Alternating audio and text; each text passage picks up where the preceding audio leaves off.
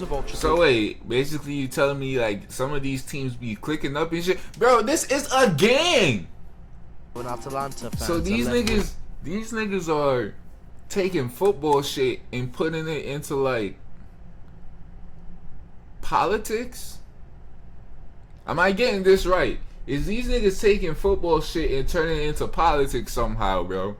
YouTube! We back with another video, man. Today we reacting to why ultras are so important for football. Why the fuck can't I talk every time I say these goddamn fucking titles? The fuck, man? Shit be pissing me off. The nigga look like he can't even read over here, bro.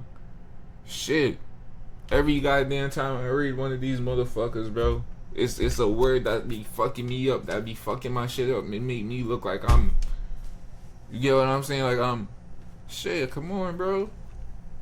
Tighten the fuck up, Brain. What the fuck wrong with you, my nigga? Anyways, back to this fucking video, man. Before I got myself tight. Yeah, why ultras are so important for football.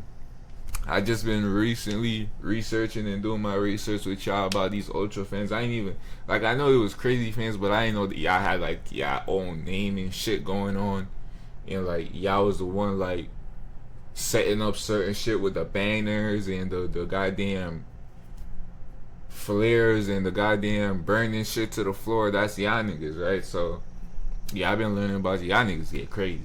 That's what I know. Y'all niggas get crazy. And today we gonna react to why y'all important to football by Copper 90. Hopefully I could fucking actually drop this video, cause these big companies like Copper 90s and all them other niggas, they be having that copyright shit. You can't even react to these niggas, bro. So if y'all see this video, then y'all got the video. But if you don't, then the nigga that sent me this, nigga, I can't react to them shits, bro. And you probably not gonna see this, so you're not even gonna know. But it's alright though. You know, we gonna get to this shit. Ultras all around the world. From the frightening to the incredible, they are clearly the beating heart of many football clubs. But they're also a source of controversy. So we decided to break it down once and for all. What is an ultra? I know what they saying, but that nigga walking that hold up. We've all grown used to scenes like this out of Italy and Germany. Scenes from this to this in the MLS. The glory That's a European Eminem going off. You often see them portrayed as criminals for moments like this.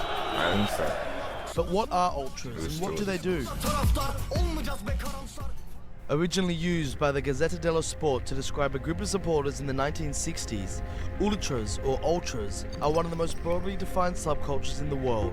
However, the term was only appropriated by an actual fan group in 1969, with Sampdoria's Ultras Tito Cucciaroni and Torino's Ultras Granata. Since then, fans have reappropriated the name, but given the global reach of the game, the term is far from clearly defined. Italians interpreted foreign styles of spectatorship and made their own, something between the South American barras and Brazilian torcidas and the British hooligans. Thus, ultras groups were established, born to represent the distinct cultures and traditions from which they originated.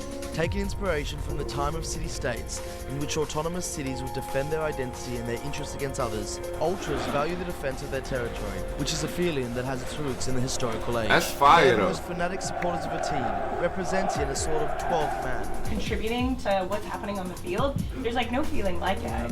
An ultra is constantly committed to the club, setting up for match days and social events during the week, attending training sessions and youth games, and showing up hours ahead of match day for any last-minute preparations. Away matches are especially important. It's where one proves their true commitment to the group. We played in Bremen and there were 20,000 people coming to that game and 16,000 from St. Pauli. And the opportunity to show off your pride in another territory. This comes in the form of choreographies, flags, chants, banners, and fanzines. The strongest expression of these rituals are usually reserved for anniversaries of the clubs, legendary players, the fan groups themselves, derbies, rivalry games, and finally, big cup matches. Damn, bro. Ultras have always been characterized by their rebellious nature. Unlike the British, whose support largely rides on reacting to what's happening on the pitch, ultras make their own show, beyond the result. Ezt a klub nem finanszírozás, saját terünkből alkotjuk meg mindig, saját That's the szabadunk. part that gets me, bro. These niggas is doing this themselves. They paying for their own flags, their own paint, their own flares, everything, bro.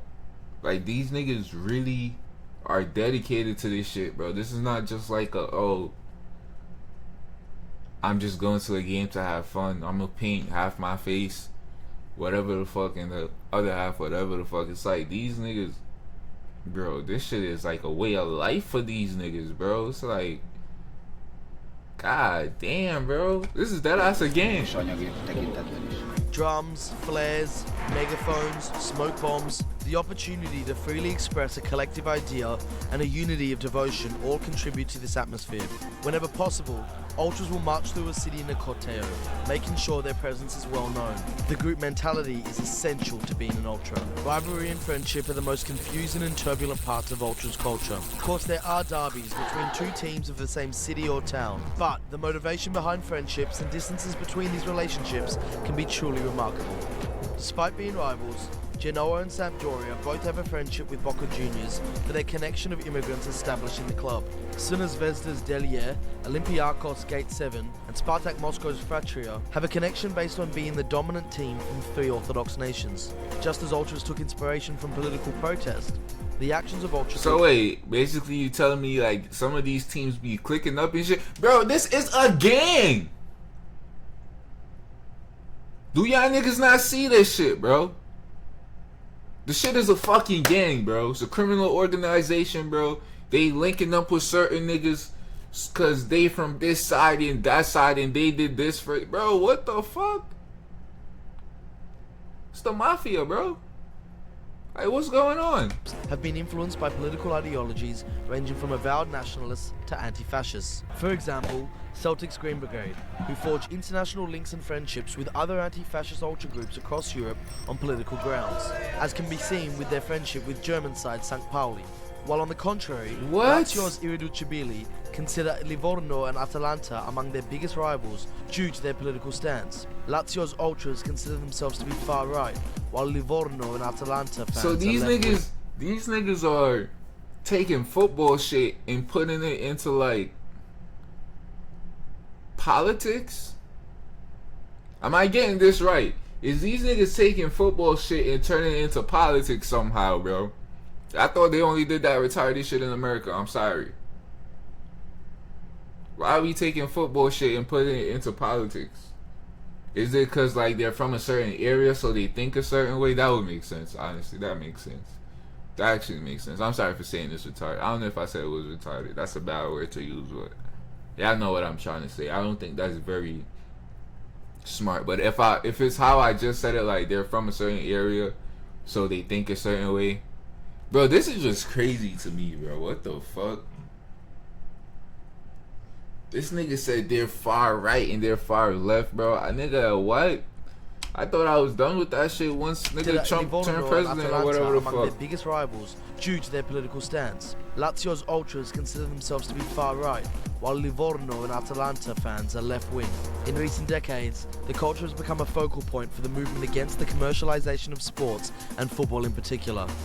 Big TV contracts have left stadiums empty, ticket prices are on the rise, and players seem to live in a different reality, where loyalty is lost and the chance of signing for a higher wage bill wins over the chance of acquiring legendary status amongst a group of fans. To ultras, football at the highest level often feels like a sanitized product, built more for those in the main stand and in commercial suites than for the most devoted fans behind the goal. Simultaneously, authorities continue to innovate new forms of repression against fans. Jussul Magyarországon egy stadionban, legalábbis itt a Fradinál kell egy személyigazolvány, egy szurkolói kártya, ami tartalmazza a születési dátumot, a... You fucking lying. You fucking lying. Ain't no way. You tell me to get in there? New forms of repression against fans. Jussul Hold Magyarországon on, getting into a stadium in Hungary, at least here at Fradi, egy stadionban, legalábbis itt a Fradinál kell egy személyigazolvány, requires an ID, a club card which contains the date of birth, szurkolói kártya, ami tartalmazza a születési... one's mother's maiden's name, email address? Nigga, I'm not opening a fucking bank, bro.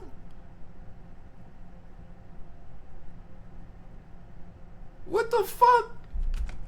Dátumot az embernek az édesanyja nevét, e-mail címét, a címét, illetve a tenyérlenyomatát. Nigga, no way. The palm print? No way, nah. They beasted, bro. Nigga said a palm print. Nigga. Bro, the only time I ever did a palm print, nigga, is when I was getting my immigration shit valid over here, when I had to get my green card and shit. That's the only time I ever did a goddamn thumbprint for anything, nigga. As far as I can remember. I did that shit when I was like a kid or some shit. I don't remember, but that's the only time, nigga, just to go to a stadium? Bro, what the fuck? This is a code, nigga. This is too much Bans shit. on pyro, megaphones and drums, bans on standing room and away travel have had little to no impact of instances on stadium violence. Today, maneuvering the minefield of stadium laws has become a nightmare. These laws have been introduced under the guise of reducing instances of violence at football, but have largely had the adverse effect of killing the atmosphere at many grounds. The fringe elements of these groups, who seek out physical confrontation, continue to operate, as security forces hopelessly seek to curb it through football-specific legislation. This has left fans feeling criminalised, suspicious that states and corresponding football federations would rather see them banished from the game. Whatever your club or political affiliation, the breadth of ultras culture around the world is a testament to this beautiful game. At times, this passion can escalate into violence, but this is not an ultras problem, but a societal one. An ultras group's existence revolves around intense, coordinated support for their team through vibrant displays during matches, making noise on the terraces, and highlighting, publicising, and furthering issues affecting their local territory and in solidarity with other supporter communities. In Egypt, the ultras of Al Ahly and Zamalek have largely been credited for their pivotal role in the uprising of the Egyptian revolution. These are just a small number of the incredible initiatives regularly organised by nearly every ultras group in the world. Like all groups, ultras are hard to stereotype and even harder to define. But one thing is for sure, they are not all criminals, and when it comes to football, they remind us of a purer game. One in which you go out and support your team regardless of the names on the back of the shirt. Type shit. Turning friends into family and being proud of where you come from. Nah, that's fire though. Nah, the fact that they gotta set up everything by themselves though, that's fire. It's fire, but it's also like, damn, bro, the team could have started helping. But I guess the team can't help because then if shit goes sideways, like if it's a commotion, if it's niggas fighting and shit, then the team is gonna be responsible for it because they helping the ultras do the shit. You get what I'm saying? So I kind of understand why they can't help. And also, I wouldn't apologize. I said it was retarded or whatever for y'all adding political shit into football games, but that's just because it was from my point of view of where I'm at, and I'm playing soccer/football. It's like we would never do some shit like that because we see the problem. But I don't know what y'all got going on over there, so I don't want to be like closed-minded and just call everybody dumb or retarded because they doing some shit that I don't understand because I'm not living in that way of life, and I don't need no excuse me, what the fuck? I don't need nobody to tell me like you need to apologize for this. If I feel like I need to apologize for some shit, I'll always do it before another motherfucker could tell me they feel some way or you. Cause I be trying to think how other people feel or other people going through shit. You get what I'm saying? So it's like, yeah, I apologize if that came off offensive to somebody, but I wasn't trying to violate or just call anybody dumb. To me, it was dumb. But I could see from y'all point of view, y'all being over there, y'all being from a certain place that thinks a certain way, and another motherfucker being from another place that thinks a different way, how that might clash into y'all soccer groups or football groups, whatever you want to call it. But that's the end of the video, man. It's your boy Neo Keanu. I hope y'all enjoy this shit, man. I definitely enjoyed it, and I appreciate the guy that sent me this. I don't remember your name, bro. I'm sorry. But I appreciate you for sending me this. You know who you are. That shit, I appreciate that. Y'all keep sending suggestions. Like, comment, share, subscribe. Hopefully I could drop this shit because this was a good fucking video. And that's it, man. It's your boy Neo Keanu, and I'm out.